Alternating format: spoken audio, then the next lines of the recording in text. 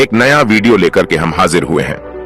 बूढ़े गिद्ध ने बताया कि जीवन में इन 4 लोगों पर कभी भरोसा मत करना, क्योंकि ये 4 लोग दूसरे की स्त्री और धन को देखकर नीयत खराब कर लेते हैं। प्रिय दर्शकों, हम कहानी शुरू करें और आप इस वीडियो में खो जाए।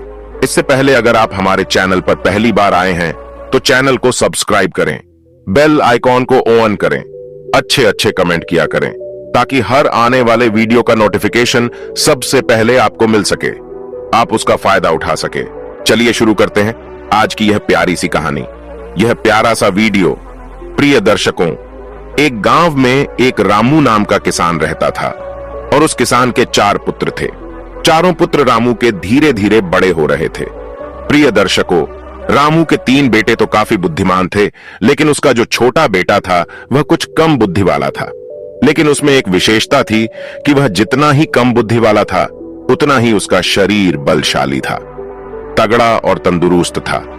उस किसान रामू के दिमाग में एक विचार आया कि मेरे तीनों बेटे तो काफी बुद्धिमान हैं, वह अपना जीवन किसी न किसी तरह से काट लेंगे, लेकिन मेरा छोटा पुत्र कम बुद्धि वाला है, इसकी जीविका के लिए मुझे बड़ी चिंता हो रही है। फिर काफी सोच विचार के बाद वह इस नतीजे पर पहुंचा कि क्यों ना मैं अपने इस छोटे पुत्र को पहलवानी सिखा दूं। वैसे भी इसका शरीर देखने में पहलवानों जैसा है। अब तो उस किसान रामू ने अपने छोटे पुत्र को पहलवानी करवाना शुरू कर दिया। उसे बहुत अच्छी अच्छी पहलवानों की खुराक मिलती थी। अब तो किसान का छोटा पुत्र बहुत जल्दी ही बड़ा ताकतवर हो गया। प्रतिदिन कसरत करता था, दौड़ लगाता और पहलवानी के जो गुण थे उन्हें सीखता रहता था। वह हर दिन नए नए दांव पेंच सीखता था। इस प्रकार धीरे धीरे समय निकलता गया। किसान रामू ने अपने बड़े तीनों पुत्रों का विवाह कर दिया। जब किसान के पुत्रों का विवाह हो गया तो 3 पुत्रों की जो स्त्रियां थीं, वो भी किसान के छोटे बेटे से दिन रात जलने लगी। मन में सोचने लगी कि ये छोटा वाला देवर कुछ काम धाम तो करता नहीं है, पूरे दिन पहलवानी करता है और अच्छी अच्छी चीजें खाता रहता है, और हम और हमारे पति तीनों काम धंधे में लगे रहते हैं और ये बैठे बैठे मौज उड़ाता है। यही सोचकर रामू तीनों बहुओं ने अलग होने के लिए विवाद खड़ा कर दिया। जब अलग होने की जिद करने लगी तो किसान रामू ने मन में सोचा कि अब मुझे अपने छोटे पुत्र का भी विवाह कर देना चाहिए। यही सोचकर उस किसान ने एक बड़ी सुंदर और विद्वान कन्या की तलाश की और उस कन्या के साथ अपने छोटे पुत्र का विवाह संपन्न करा दिया। प्रिय दर्शकों, उस पहलवान की पत्नी इतनी सुंदर थी कि उस पूरे क्षेत्र में कोई भी स्त्री उसके समान सुंदर नहीं थी, और सुंदर होने के साथ साथ वो बड़ी विद्वान थी। उसे 14 विद्याओं का ज्ञान था। अब विवाह होने के बाद चारों पुत्रों को किसान ने अलग अलग कर दिया ताकि घर में किसी बात को लेकर विवाद ना हो।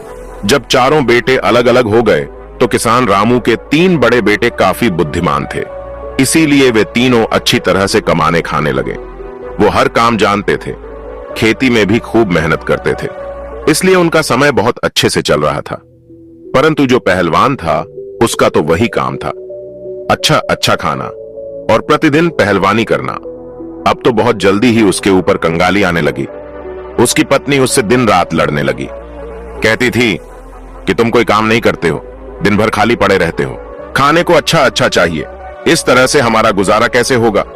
अब तो दोनों पति पत्नी में विवाद होने लगा। प्रिय दर्शकों, उसकी पत्नी जो थी वो काफी बुद्धिमान थी, काफी होशियार थी। एक दिन अपने पति से बोली कि तुम ऐसा करो, इस देश के राजा के पास जाओ और राजा से कहना कि मुझे नौकरी दे दो। तो पहलवान कहने लगा कि यह तुम क्या कह रही हो, मैं तो कोई काम ही नहीं जानता हूं, केवल कुश्ती लड़ सकता हूं और भोजन कर सकता हूं, और कोई काम तो मुझे कुछ आता ही नहीं है। तो राजा के यहां मुझे नौकरी कैसे मिल जाएगी, और मिल भी जाएगी तो मैं वहां क्या काम करूंगा। तो वो पत्नी कहने लगी कि तुम इस बात की चिंता मत करो कि मैं कुछ नहीं जानता हूं, मैं जो कहती हूं वो तुम करो। मेरे कहने से तुम महाराज के पास जाओ और महाराज से कहो कि महाराज, मैं आपके यहां नौकरी करना चाहता हूं। राजा जब तुम्हें नौकरी देने को तैयार हो जाए तो तुम उसके यहां लखटकिया के पद पर नौकरी पर लगना। पत्नी की बात सुनकर पहलवान कहने लगा कि लखटकिया क्या होता है। तब उसकी बुद्धिमान स्त्री समझाने लगी कि देखो, राजा के यहाँ 1 लाख टका रोज पाने वाला एक नौकर होता है, जो हर रोज 1 लाख टका रोज वेतन पाता है। उसका काम यह होता है कि जो काम राजा से न हो सके, उसकी सेना से न हो सके, उसके किसी मंत्री से न हो सके, तो उस काम को लखटकिया को करना पड़ता है। तो पहलवान बोला कि मैं तो कुछ जानता भी नहीं हूं, फिर मैं उस काम को कैसे करूंगा। तब पत्नी बोली, देखो तुम चिंता मत करो, मैं हूं ना, आप तो बस चले जाओ वहां और महाराज से कहना कि मुझे लखटकिया की नौकरी चाहिए। प्रिय दर्शकों, पहलवान अपनी पत्नी की बात सुनकर उदास मन से राजा के दरबार को चल देता है। जब राजा के दरबार में पहुंचा तो महाराज ने देखा कि बड़ा बलवान पहलवानों जैसा शरीर वाला एक आदमी मेरे दरबार में आया है। तो राजा समझ गए कि शायद ये व्यक्ति नौकरी की तलाश में आया होगा। महाराज ने उससे पूछा कि आप किस लिए आए हैं? तो वह कहने लगा कि महाराज मुझे नौकरी चाहिए। राजा ने पूछा, अच्छा ठीक है, आप हमें बताओ कि आप करोगे क्या, आप क्या कर सकते हो? तब वो पहलवान कहता है, महाराज जो काम आपसे नहीं होगा, जो काम आपकी सेना से नहीं होगा, किसी मंत्री से नहीं होगा, वो काम मैं करूंगा, परंतु इसके बदले में मैं आपसे 1,00,000 टका रोज का वेतन लूंगा। राजा कहने लगा, तो अच्छा लखटकिया की नौकरी करोगे? वो पहलवान कहने लगा, जी महाराज। राजा ने अपने मंत्रियों से विचार विमर्श किया और कहा कि देखो तो जरा, क्या हमसे पहले कभी किसी राजा ने किसी लखटकिया को नौकरी पर रखा है या नहीं? अब तो राजा के मंत्री ने जब पहले दस्तावेजों में देखा तो उन्हें पता चला कि महाराज के पिता ने ही एक लखटकिया को रखा था। तो मंत्री कहने लगा, महाराज आपके पिता ने भी एक लखटकिया को नौकरी पर रखा था। अपने मंत्री की बात सुनकर राजा ने कहा, तो ठीक है, हम भी अपने यहां एक लखटकिया को रखते हैं। यही सोचकर राजा ने उस पहलवान को लखटकिया के रूप में अपने यहां नौकरी दे दी। लखटकिया कहने लगा, तो ठीक है महाराज, आप मुझे रहने के लिए कोई अच्छा सा कमरा दे दीजिए। जब भी कोई ऐसा काम पड़ेगा जो आपसे ना हो, आपकी सेना से ना हो, आपके किसी मंत्री से ना हो, तो आप खबर भेजकर मुझे बुलवा लेना। राजा ने उस पहलवान को अपने यहां जो शाही बाग था उसमें रहने को कह दिया। उस शाही बाग में एक बहुत सुंदर महल बना हुआ था। राजा ने कहा, हे लखटकिया, तुम इस महल में आराम से रह सकते हो, जब मुझे आवश्यकता पड़ेगी तो मैं आपको बता दूंगा। उसी दिन से वह पहलवान 1,00,000 टका वेतन रोज पाने लगा। रहने के लिए उसे राजा की तरफ से एक महल भी मिल गया। अब तो वह पहलवान बड़े ही आराम से उस राजसी महल में रहने लगा। प्रतिदिन पहलवानी करता था, बगीचे में घूमता था और आराम से सो जाता था। धीरे धीरे यूं ही कुछ वक्त बीत जाता है। एक दिन राजा और उसके मंत्री पहलवान से कहने लगे कि आज तुम हमें अपने घर लेकर चलो, हम देखना चाहते हैं कि तेरा घर कैसा है। अब तो वो पहलवान महाराज के आदेश को टाल न सका और मंत्री और राजा को लेकर अपने गांव के लिए चल देता है। वो पहलवान राजा और मंत्री को अपने घर बुला लाता है। पहलवान की पत्नी बड़ी सुंदर थी और बड़ा ही स्वादिष्ट भोजन बनाती थी। उसने देखा कि राजा और मंत्री हमारे घर आए हैं, तो उसने बड़ा ही स्वादिष्ट भोजन बनाया और उन्हें अपने हाथों से परोसा। राजा की नजर पहलवान की पत्नी पर चली गई। पहलवान की पत्नी तो सुंदर थी ही, इतनी सुंदर थी कि राजा की रानी भी उसके सामने कुछ नहीं थी। राजा ये देखकर आश्चर्य में पड़ गया और भोजन करने के बाद महाराज और मंत्री वापस चले आए। अब राजा मंत्री से कहने लगा कि मंत्री, इस पहलवान की पत्नी कितनी सुंदर है, हमारी रानी भी इतनी सुंदर नहीं है।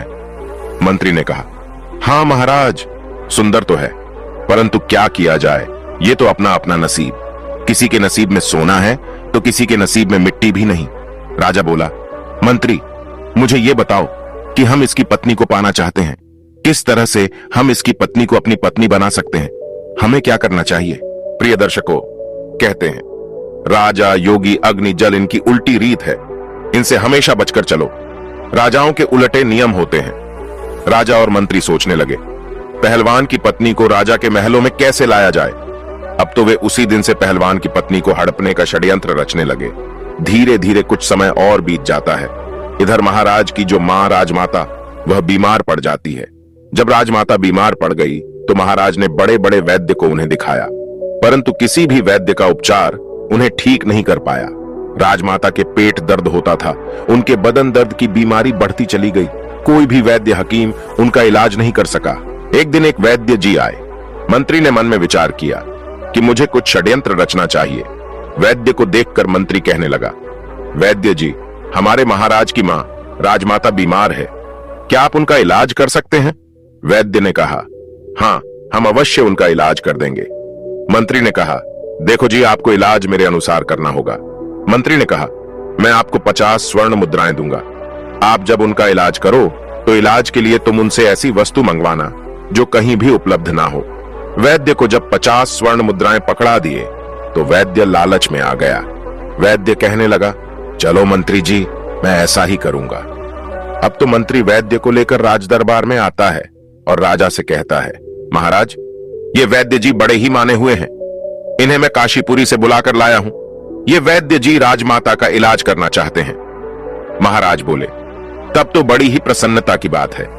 राजा फौरन उस वैद्य को साथ लेकर के राजपुरोहित, सेनापति और मंत्री को साथ लेकर अपनी राजमाता के पास जाता है। राजमाता का इलाज करने में वहां पहले से कई वैद्य लगे हुए थे। वैद्य जी ने राजमाता की नब्ज देखी और नब्ज देखकर राजा से कहा, हे महाराज, इनका इलाज होना अब संभव नहीं है। राजा एकदम घबरा गया, कहने लगा, क्यों वैद्य जी, क्या बात है? वैद्य जी ने कहा, हे राजन, आपकी माता को सिर्फ एक ही वस्तु ठीक कर सकती है। राजा कहने लगा, बताओ वो है क्या? वैद्य बोला, वो वस्तु बड़ी ही दुर्लभ है, इतनी आसानी से नहीं मिल सकती। राजा बोले कि आप बताओ तो सही, मैं उस औषधि को कुछ भी करके ढूंढ कर लाऊंगा। तब वैद्य जी ने बताया कि महाराज, यदि आप 4 हो रोबीला मंगवा दो तो आपकी मां ठीक हो सकती है। 4 हूर बीला को मंगाकर आप उनका तेल निकलवाएं और उस तेल की मालिश राजमाता के शरीर पर करवाएं। राजमाता बहुत जल्दी स्वस्थ हो जाएंगी। वैद्य की बात सुनकर के राजा मन में विचार करने लगा कि अवश्य हम उस हूर बीला जानवर को मंगवाएंगे, वो कहां मिलता है? वैद्य कहने लगा, वो हूर बीला हिमालय के जंगलों में मिलते हैं। वही वैद्य राजमाता का इलाज करने में लग जाता है और महाराज दरबार में आते हैं। दरबार में आकर महाराज ने अपने समस्त सभासदों को बुलाया, मंत्रियों को बुलाया, सेनापतियों को बुलाया और उनसे कहा कि कोई भी ऐसा योद्धा है जो हूर बीला नाम के जानवर ला सके। ये बात सुनकर के कुछ समझदार व्यक्ति कहने लगे, महाराज, ये हूर बीला क्या होता है? हमने आज तक तो ये नाम नहीं सुना। राजा कहने लगे, ये कोई एक प्रजाति का जानवर है जो हिमालय के जंगलों में रहता है। राजा की बात सुनकर के संपूर्ण दरबारी चुप हो गए, क्योंकि जिस हूर बिला की बात राजा कर रहे थे, आज तक किसी ने उस जानवर को नहीं देखा था। अब तो राजा उन्हें चुपचाप देखकर मंत्री से कहने लगे कि मंत्री, ऐसे तो काम नहीं चलेगा। राजमाता को बचाने के लिए हमें हूर बीला जानवर को लाना ही होगा। मंत्री कहने लगा, महाराज, ये बड़ा अच्छा मौका है। जो पहलवान हमारे यहाँ 6 महीने से केवल बैठे बैठे तनख्वाह ले रहा है, वो किस दिन काम आएगा? क्यों ना ये हूर बीला उसी से मंगाया जाए। आप उसे बुलाकर उससे कहे कि वो 2 महीने के अंदर हूर बीला को लाकर दे, नहीं तो उसे फांसी पर चढ़ा दिया जाएगा और महाराज इस तरीके से वह हूर बीला को लेने जाएगा। अगर वो ले आता है तब तो ठीक है, राजमाता बच जाएगी। अगर वह मर जाता है तो और भी अच्छी बात है, उसकी पत्नी फिर आपके लिए रह जाएगी। आप उसे राजमहल में ले आना। राजा की नीयत तो पहले से ही पहलवान की पत्नी पर थी। राजा कहने लगा, वाह मंत्री, क्या अच्छा सुझाव दिया है। पहलवान अभी हूर बिला नहीं ला सका तो हम उसको फांसी पर चढ़ा देंगे, क्योंकि वो 6 महीने से लाख टका रोज ले रहा है। अब तो राजा ने बिना देर किए 4 सिपाही भेजे और पहलवान को अपने दरबार में बुला लिया। पहलवान महाराज के दरबार में आ जाता है। महाराज ने कहा कि हे पहलवान, तुम काफी समय से बैठे बैठे वेतन ले रहे हो, अभी तक कोई काम तुमने हमारा नहीं किया है। अब एक आवश्यक काम आ गया है। पहलवान बोला, महाराज आज्ञा कीजिए, मैं अवश्य करूंगा। तब राजा कहता है कि हमें 4 हूर बीला की जरूरत है, उनका तेल निकलवाना है और तेल निकलवाकर राजमाता के शरीर पर मालिश करनी है, जिससे उनकी बीमारी दूर हो सके। राजा की बात सुनकर पहलवान सोच में पड़ गया। कहने लगा, महाराज, मुझे कुछ समझ में नहीं आया, ये हूर बिला क्या होता है? राजा ने कहा, हम भी नहीं जानते, लेकिन तुम्हें लाना है। काफी सोच विचार के बाद पहलवान कहने लगा, महाराज आप मुझे कुछ समय दीजिए। राजा बोले कि इसके लिए मैं आपको 1 महीने का समय देता हूं। यदि आप 1 महीने में हूर बीला को नहीं ला पाए तो आपको फांसी पर चढ़ा दिया जाएगा। पहलवान महाराज की बात सुनकर घबरा जाता है और अपने बगीचे में आता है। मंद बुद्धि का तो वह था ही। मन में विचार करने लगा कि चलो देख लूंगा, अगर कहीं मिलेगा तो हमारे पास 2 महीने का समय है। इस प्रकार 4 दिन का समय तो वह वहीं पर निकाल देता है। अब इधर राजा और मंत्री और सेनापति मन में विचार करने लगे कि लगता है वो अभी तक हूर बिला को लेने नहीं गया है। 4 दिन से आराम से बाग में सो रहा है। आप उसके पास जाइए और उससे कहिए कि वह जल्दी से जल्दी हूर बिला को लेकर आए, वरना हम उसे फांसी पर चढ़ा देंगे। ये बात सुनकर के राजा कहने लगे, ठीक है, मैं जाता हूं और देखता हूं कि वो अभी तक क्यों नहीं गया है। ऐसा विचार करके राजा उस पहलवान के घर पर जाते हैं। पहलवान ने ये बात अपनी पत्नी को कभी नहीं बताई थी। पहलवान की पत्नी बड़ी विद्वान थी। उसने एक 100 हाथ गहरा कुआं अपने आंगन में खुदवा रखा था और कुएं के ऊपर उसने एक खाट बिछा रखी थी। उस चारपाई को उसने कच्चे सूत से बनवाया था। उसके ऊपर एक बहुत सुंदर मखमली बिस्तर लगा दिया था। इधर जब राजा ने दरवाजा खटखटाया और आवाज लगाई तो पहलवान की पत्नी ने आकर दरवाजा खोला और द्वार पर राजा को देखकर कहने लगी, महाराज आप। तो उस पहलवान की पत्नी ने राजा का बड़ा स्वागत किया और कहने लगी कि महाराज आप यहीं बाहर बिराजो, मैं आपके लिए भोजन लेकर के आती हूं। मेरे पति इस समय घर पर नहीं है। राजा कहने लगा, अरे नहीं नहीं, मैं बाहर क्या करूंगा, मैं तो आपके साथ अंदर चलता हूं। अब तो राजा पहलवान के बारे में उसकी पत्नी से गलत बातें करने लगा। कहने लगा, हे सुंदरी, लगता है पहलवान आपको अच्छे से नहीं रखता है। अरे वो आपको क्या अच्छे से रखेगा, वो तो खुद दूसरे की नौकरी करता है। अगर तुम हमारे महलों की रानी होती तो जिंदगी कितनी खूबसूरत होती। राजा के मुख से जब इस तरह की मीठी मीठी बातें पहलवान की पत्नी ने सुनी तो वह समझ गई कि लगता है राजा की नीयत खराब है, इसलिए अब इनको सबक सिखाना चाहिए। पहलवान की पत्नी ने राजा से कहा कि आओ महाराज, अंदर आइए, आप ठीक कह रहे हैं, पहलवान किसी भी तरह से मेरे योग्य नहीं है। अब मैं ही उसको छोड़ दूंगी और आज से मैं तुम्हारे साथ रहूंगी। उसने और भी दिमाग से काम लिया। अब तो राजा उसकी बातों में आ गया और उसके साथ अंदर चला जाता है। उसके महल में पहलवान की पत्नी ने क्या किया, जो उसने कच्चे सूत का पलंग बनाकर कुएं के ऊपर बिछा रखा था, उसके ऊपर मखमल की चद्दर बिछा दी थी।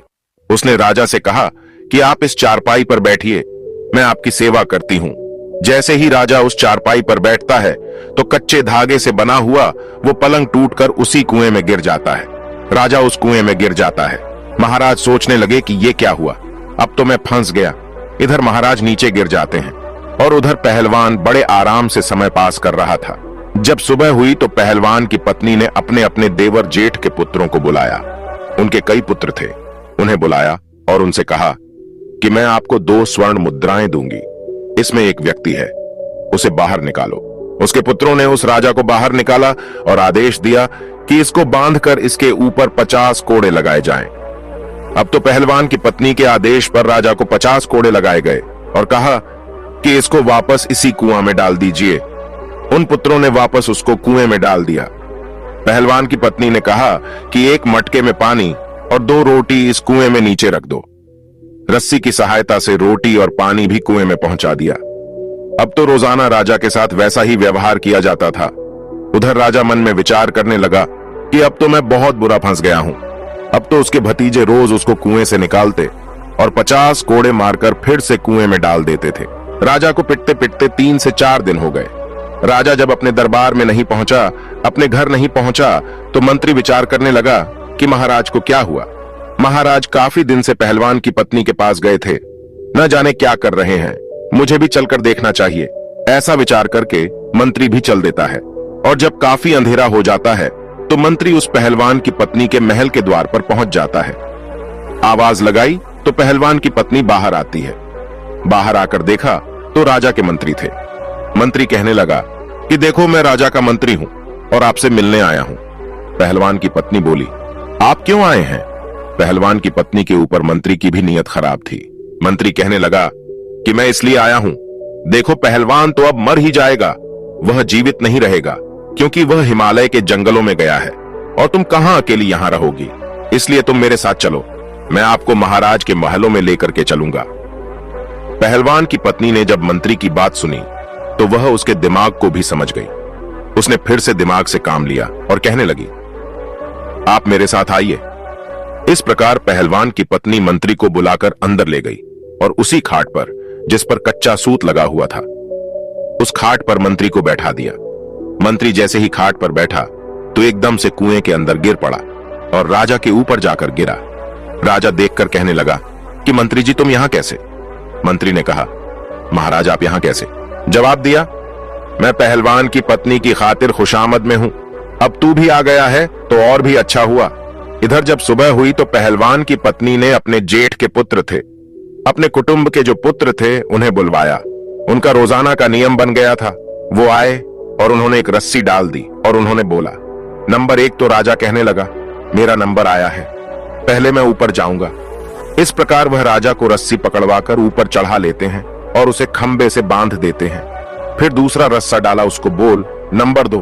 तो मंत्री भी ऊपर आ गया, उसको भी खंबे से बांध दिया। फिर उनको 50-50 कोड़े लगाए, फिर से उसी कुएं में डाल दिया गया और कहा कि इनको 1 मटका पानी और 4 रोटी नीचे पहुंचा दो। रस्सी की सहायता से रोटी और पानी कुएं में नीचे पहुंचा दिया। अब तो राजा और मंत्री के साथ प्रतिदिन 50-50 कोड़े बरसने लगे। उनको रोजाना कोड़ों की मार पड़ने लगी। राजा और मंत्री दोनों के शरीर से चमड़ी उतर गई थी। इसी तरह से 10 दिन निकल जाते हैं। इधर राजा के सेनापति ने विचार किया कि राजा को ढूंढने के लिए मंत्री गया था, वह भी लौटकर अभी तक नहीं आया।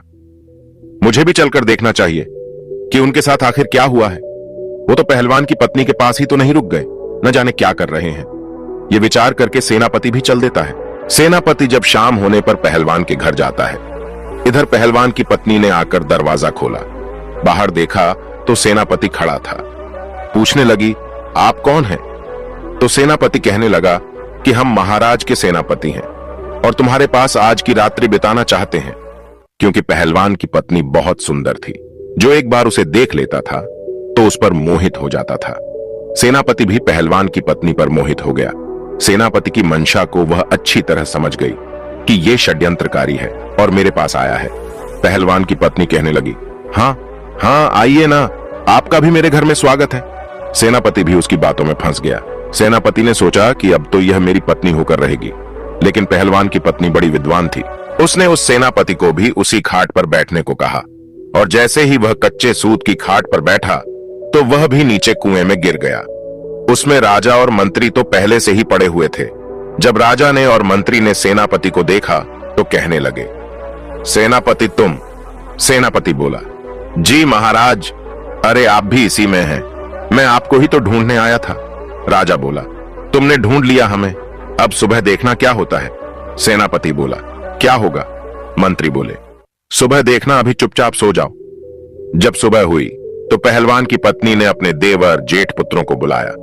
वो सब लोग आए और उन्होंने आकर रस्सा नंबर 1 डाल दिया। उसे पकड़कर राजा ऊपर आ गया। राजा को रोज की तरह खंभे से बांध दिया। फिर दूसरा रस्सा डाला, मंत्री भी उसे पकड़कर ऊपर आ गया। इसी तरह से तीसरा रस्सा भी डालकर सेनापति को भी ऊपर निकाल दिया। इस प्रकार से पहलवान की पत्नी ने आदेश किया कि कैदी नंबर 1 को 25 कोड़े लगाए जाएं, कैदी नंबर 2 को 200 कोड़े मारे जाएं और कैदी नंबर 3 को 300 कोड़े मारे जाएं।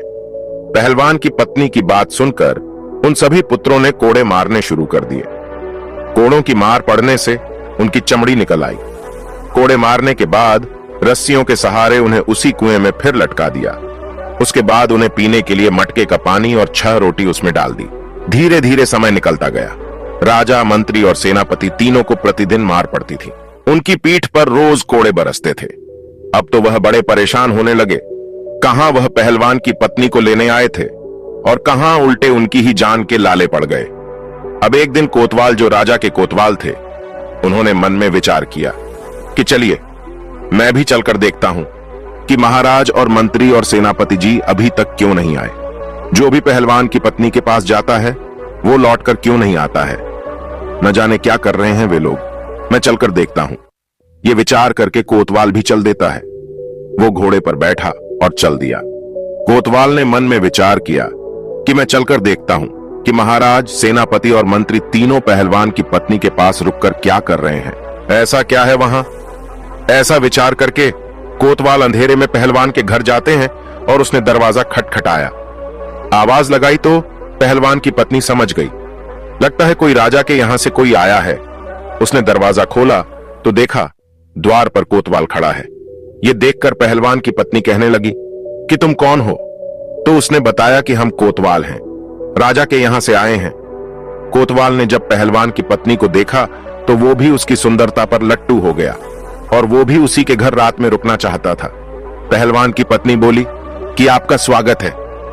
उसी रात कोतवाल को भी ले जाकर उसी कच्चे सूत के पलंग पर बैठा दिया और जैसे ही कोतवाल चारपाई पर बैठा, एकदम से नीचे कुएं में गिर गया।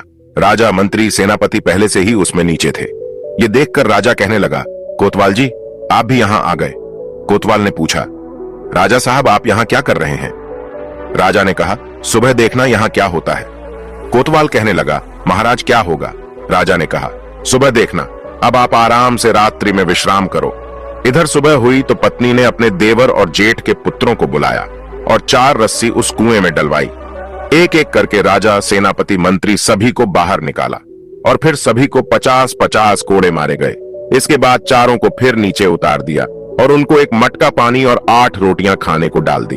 अब तो पहलवान की पत्नी का नियम बन गया, अपने देवर जेठ के पुत्रों को बुलाती, उन्हें बाहर निकलवाती और उनको 50-50 कोड़े लगवाती। उसी कुएं में फिर से उन्हें नीचे डाल देती। अब तो वे चारों उस कुएं में पड़े पड़े बीमार पड़ने लगे। अब तो राजा मन में विचार करने लगा कि यहां से कैसे छूटा जाए। अब वे मन ही मन बहुत दुखी हो रहे थे। इधर पहलवान मन में विचार करने लगा कि अब मैं हूर बीला को कहां से लाऊं? अगर नहीं ले गया तो राजा निश्चित ही मुझे फांसी पर चढ़ा देगा। सोचने लगा, चलो अपनी पत्नी के पास चलता हूं, यदि वह कोई उपाय बता दे तो शायद मैं इस मुसीबत से निकल सकता हूं। निराश हृदय से पहलवान अपनी पत्नी के पास जाता है। जब अपने पति का चेहरा उदास देखा तो उसकी पत्नी पूछने लगी, ऐसा क्या कारण है जो आपका चेहरा इतना उदास है? तो वो कहने लगा, अब मुझे राजा फांसी की सजा देने वाला है। उसकी पत्नी ने पूछा, क्यों जी, राजा आपको फांसी पर क्यों चढ़ाएंगे? पहलवान ने कहा कि उसने मुझे ऐसा काम बताया है जो मुझसे होगा ही नहीं। पहलवान की पत्नी बोली, ये बताओ तो सही, राजा ने तुम्हें क्या काम बताया है जिसको लेकर आप इतने चिंतित हैं? पहलवान ने सारी बात अपनी पत्नी को बताई और कहा कि महाराज ने मुझसे 4 हूरबिला मांगे हैं और वे हूरबिला हिमालय के जंगलों में मिलते हैं। राजा उनका तेल निकलवाएंगे। राजमाता बहुत बीमार है, उस तेल से राजमाता की मालिश की जाएगी। पत्नी कहने लगी, बस ये छोटी सी बात है, मैं तो घबरा गई थी, पता नहीं कौन सी बात होगी। अरे ऐसे हूरबिला तो हमारे जंगलों में काफी है, मैं अपने बालकों से कहकर पकड़वाकर आपको दे दूंगी। आप तब तक 4-5 दिन के लिए अपने ससुराल चले जाओ, उन्होंने आपको बुलाया है। पहलवान अपनी पत्नी के कहने पर अपने ससुराल चला जाता है। मंदबुद्धि का तो वह था ही। वो मन में विचार करने लगा, इसका मतलब मेरी मुसीबत मेरी पत्नी दूर कर देगी। इधर पहलवान की पत्नी ने अपने जो बच्चे थे, देवर जेठ के पुत्र, उन्हें आदेश दिया। उनसे कहा कि आप कुछ पंखों की व्यवस्था करो, चिड़िया के, कबूतर के, मोर के, समस्त पक्षियों के पंख ज्यादा से ज्यादा लेकर के आओ और एक कमरे में उन पंखों को भर दो। उसके देवर जेठ के पुत्र वो छोटे छोटे बालक ही थे। उन्होंने 2 दिन में ही कमरा पंखों से भर दिया।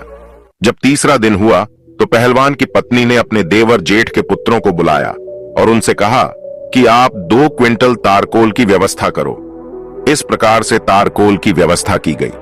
फिर उसके बाद उसे गर्म किया गया और गर्म करके जब वह पतला हो गया तो उसे ठंडा करने रख दिया। ठंडा हो जाने पर उसे एक बड़ी कड़ाही में भरकर रख दिया।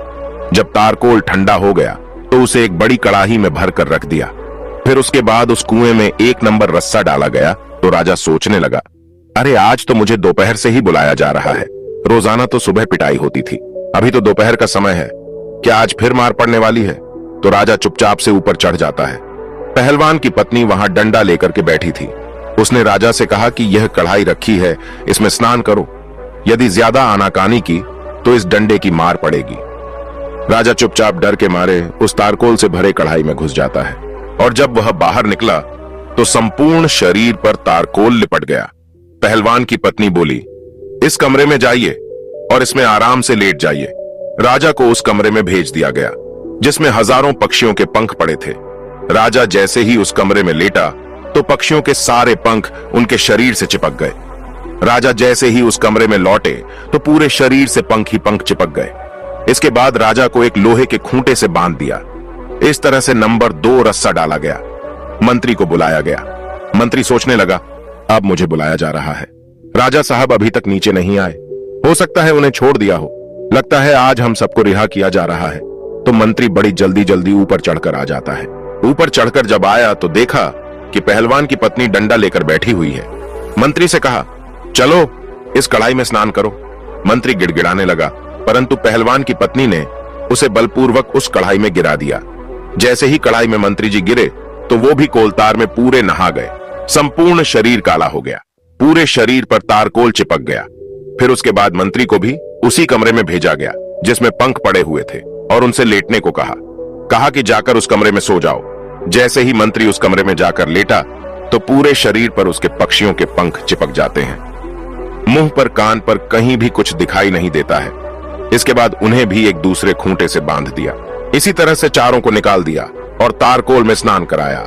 उसके बाद कमरे में भेजकर कमरे में लिटाया गया। चारों के शरीर से पक्षियों के पंख चिपक गए। फिर चारों को अलग अलग लोहे के खूंटे से बांध दिया गया। इस प्रकार से मित्रों, जब 4 दिन बीत गए, उधर वो पहलवान अपने ससुराल से लौट कर आता है और आकर अपनी पत्नी से कहता है कि अब बताओ कि वह हूरबीला कहाँ है। मुझे महाराज से डर लग रहा है। 2 महीने का समय पूरा होने वाला है, नहीं तो राजा मुझे पूरे परिवार सहित फांसी दे देगा। तब उसकी पत्नी बोली कि आप इतना क्यों घबरा रहे हो? देखो, मैंने पहले ही आपकी व्यवस्था कर दी है। चारों हूरबिला अंदर बंधे हैं।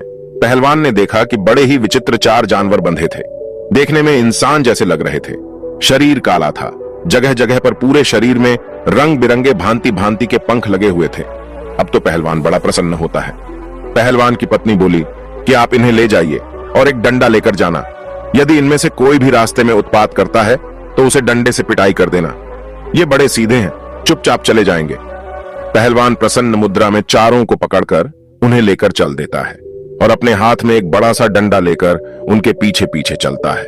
इधर मंत्री और राजा विचार करने लगे कि यदि हम इससे भागने की कोशिश करेंगे तो यह बड़ा पहलवान है, हमें उठा उठाकर पटक देगा और हमें मार भी सकता है। इसलिए चुपचाप इसके साथ चलने में ही भलाई है। जब वह पैदल उन्हें लेकर के आया तो अपने बगीचे में आ गया। शाम का वक्त था। मन में विचार करने लगा कि इन्हें सुबह महाराज के दरबार में पेश करूंगा। अब मैं आराम से सो जाता हूं। उन चारों को एक कोठरी में बंद कर देता है और एक कमरे में बंद कर दिया। अब राजा, मंत्री, कोतवाल और सेनापति विचार करने लगे। यदि सुबह पहलवान ने हमें दरबार में पेश किया तो फिर रानी हमारा तेल निकलवा लेगी, क्योंकि उन्हें भी शीघ्रता है राजमाता को ठीक कराने की। राजपुरोहित कल ही हमारा तेल निकलवा देंगे, अर्थात अब हमारी मृत्यु निश्चित है। इसलिए कोई उपाय कीजिए। यदि तेल भी नहीं निकलवाया तो संपूर्ण शहर में हमारी हंसी हो जाएगी। तो राजा कहने लगे कि इस कमरे से गुप्त सुरंग हमारी रानी के महल तक जाती है। आप ऐसा कीजिए, इस पत्थर को उठाइए और मुझे उस सुरंग में उतार दीजिए। उन चारों ने जोर लगाकर पत्थर उठाया और राजा को सुरंग से नीचे उतार दिया। राजा सुरंग के माध्यम से अपने महलों में पहुंच जाते हैं। राजा ने महल में जाकर के आवाज लगाई और महल में से जब रानी ने निकलकर देखा तो राजा को देखकर वह एकदम से घबरा गई, क्योंकि राजा का तो विचित्र रूप था। उनके शरीर पर पंख ही पंख लगे हुए थे। ऐसा जानवर या आदमी उसने आज तक नहीं देखा था। रानी चीख पड़ी। रानी की आवाज सुनकर नौकर चाकर, दास दासियां और कुछ सैनिक वहां इकट्ठे हो जाते हैं। सबने मिलकर महाराज की बहुत पिटाई की। कहने लगे, मारो, न जाने कौन सा जानवर आ गया है। राजा चिल्ला चिल्ला कर कह रहे थे कि मुझे मारो मत, मैं राजा हूं। लेकिन वहां राजा की कोई नहीं सुन रहा था। काफी पीटने के बाद राजा की आवाज रानी पहचान लेती है। तब रानी ने पूछा, यदि आप राजा हैं तो फिर ये क्या हुआ? ये आपने क्या हुलिया बना रखा है? राजा बोला, पहले शांत हो जाओ और चुपचाप मुझे कमरे में ले चलो और थोड़े से मिट्टी के तेल की व्यवस्था करो। मुझे जल्दी जल्दी उस मिट्टी के तेल में स्नान कराओ। रानी ने अपने नौकर से कहकर मिट्टी का तेल मंगवाया और राजा को उस मिट्टी के तेल में स्नान कराया, जिससे राजा के शरीर का जो कोलतार था वह छूट गया। और फिर राजा को स्नान कराया तो राजा का पूरा शरीर लाल पड़ गया था। पूरे शरीर पर कोड़े की चोट के निशान बने हुए थे। अब तो राजा रात्रि को आराम से अपने महल में सो जाता है और सुबह कपड़े पहनकर अपने दरबार में जाकर बैठ जाता है। इधर जब सवेरा होता है उधर पहलवान जागता है और उसने जाग करके वह कमरा खोला तो उसने देखा कि उसमें से एक गायब था। 3 ही हूरबीला बचे थे। अब तो वो डंडा लेकर उन तीनों को मारने लगा। पूछने लगा, बताओ एक कहां है? तीनों कहने लगे, देखो भाई, हमें मारो मत, हम आपको सब कुछ बता देंगे। पहलवान कहने लगा, नहीं नहीं, हमें जल्दी बताओ। राजा अगर पूछेगा कि चौथा कहां है तो वह हमें फांसी लगा देगा। वो तीनों कहने लगे, देखो, जब राजा तुमसे यह कहे कि चौथा कहां है तो तुम ये कह देना कि हमें सब पता है, हम तुम्हारी पोल खोल देंगे। तब राजा समझ जाएगा और वह तुमसे कुछ नहीं कहेगा। ये सुनकर पहलवान प्रसन्न होता हुआ उन तीनों को लेकर राजा के दरबार में उपस्थित होता है। संपूर्ण दरबार उन्हें देखकर अचंभित हो जाती है। पूरा दरबार हंसने लगा। सोचने लगा कि यह तो बड़े विचित्र जानवर हैं, ऐसे जानवर तो हमने पहले कभी नहीं देखे। राजा को पहलवान ने उन तीनों हूर-बीला को सौंप दिया। तीनों को देखकर राजा कहने लगा, अरे पहलवान, मैंने तो तुझसे 4 हूर-बीला मांगे थे, ये तो 3 है, एक कहां है? मैं तुम्हें अभी फांसी पर चढ़ा दूंगा। पहलवान कहने लगा, महाराज ज्यादा बोलोगे तो मैं तुम्हारी सारी पोल खोल दूंगा और मैं सबको बता दूंगा। पहलवान की यह बात सुनकर राजा समझ जाता है, लगता है इसको सब पता है। अगर इसने मेरी पोल खोल दी तो मैं मुंह दिखाने के लायक नहीं रहूंगा। प्रिय दर्शकों, राजा ने चुपचाप उन तीनों को ले लिया और चुपके से उन्हें उनके घर भेज दिया और कहा कि जल्दी जल्दी स्नान करके साफ स्वच्छ हो जाओ। वे तीनों अपने अपने घर गए और मिट्टी के तेल में स्नान करके साफ होते हैं। उसके बाद राजसी वस्त्र पहनकर अपने रूप में आते हैं और आपस में विचार करने लगे, भाई अगर हम पहलवान की पत्नी को पाने की इच्छा ना करते तो शायद हमारे साथ ऐसा नहीं हुआ होता। अब ये बात हम किसी को नहीं बता सकते। अगर पहलवान और उसकी पत्नी से बदला लेते हैं तो भी यह बात रानी को और पूरे नगर में फैला देंगे, इसलिए इस रहस्य को गुप्त ही रखना ठीक है। इस प्रकार उन्होंने पहलवान को कुछ नहीं कहा और पहलवान आनंद से राजा के यहाँ नौकरी करता रहा। प्रिय दर्शकों, इस कहानी का उद्देश्य यह है कि दूसरे की स्त्री दूसरे के धन के पीछे मत भागो। अगर भागोगे तो इसी तरह कायल होना पड़ेगा। कहते हैं ये 4 लोग हमेशा दूसरे की स्त्री एवं धन को देखकर नीयत खराब करते हैं, इसलिए इन्हें कभी अपने घर बुलाकर मत लाना। नंबर 1, जो कामी और लालची हो, जिन्होंने कभी धर्मशास्त्रों को ना पढ़ा हो और ना सुना हो, जिन्होंने कभी किसी को अपना आदर्श नहीं माना, जो धर्म से अनभिज्ञ है, जिनका मन चंचल है, जिन्हें ईश्वर का भय नहीं होता, जो पशु वृत्ति वाले हैं, ऐसे लोग हमेशा दूसरे की स्त्री और दूसरे के धन को देख नीयत खराब करते हैं। इसलिए दूसरे की स्त्री और धन के पीछे मत भागो, वरना व्यर्थ की मुसीबत में पड़ जाओगे। प्रिय दर्शकों, हमारी आज की कहानी, आज का वीडियो यहां समाप्त होता है। हम उम्मीद करते हैं कि आपको यह कहानी पसंद आई होगी और आप इससे ढेर सारी प्रेरणा लेंगे। मिलते हैं अगली ज्ञान चर्चा के साथ अगले वीडियो में। तब तक के लिए नमस्कार, धन्यवाद।